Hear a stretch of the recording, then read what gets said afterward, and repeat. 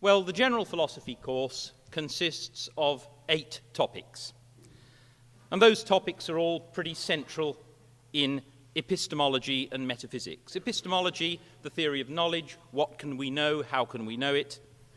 Metaphysics, what is the nature of things? More importantly, in a way, general philosophy illustrates to you how philosophy is done. So the importance isn't just the particular topics, it's understanding the discipline of philosophy, how it works, the sorts of considerations that are brought to bear in discussing these topics, and so forth. It makes you a better philosopher thinking about these topics.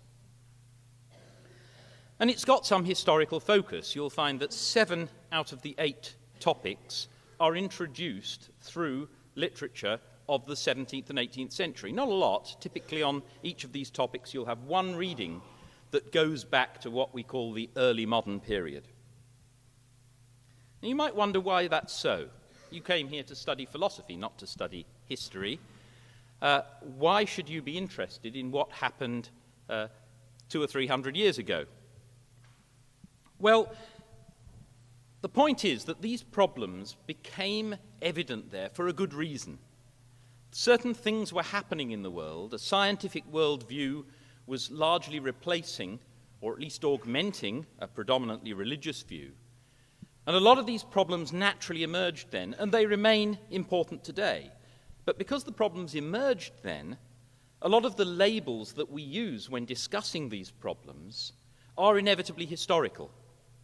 If you don't know what Cartesian dualism is, for example, you will be lost in a lot of modern discussions as well as older ones. So you need to know something about what Descartes said, not necessarily because the way he said it was remains particularly important today. It's not that we now are going to take his arguments as the last word, but because the discussions today still reflect the language of the past in some ways, you need to know that. So I've given some examples there of the sorts of labels we get. Welcome to those who've just arrived. One of the things I said at the beginning of the lecture was that we start a bit late. You haven't missed very much. I'm well aware that you have a bit of a job getting here. You might notice as you come in that I put handouts at the door. I suspect you all came in quickly and quietly without noticing. You'll be able to pick some out as you go. But all of the slides that you see up here are on the handouts. Okay, another point is, by studying these philosophers of the past, you are studying people who are undoubtedly great thinkers, some of the very greatest thinkers there have ever been. You're certainly not wasting time looking at their work. There are still plenty of insights to be gleaned from them. Another point about studying philosophy historically is to do with interconnections between topics. If you just study topics in isolation, it's all too easy to view them just as separate things that you can pick and mix. But philosophical ideas aren't normally like that.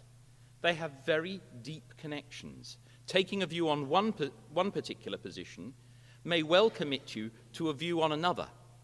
Now, one of the great ways of seeing that is to see the interplay between these ideas in historical figures, to see one great figure arguing against another and understanding how one view impacts on a different one. So we'll see examples of that in what follows.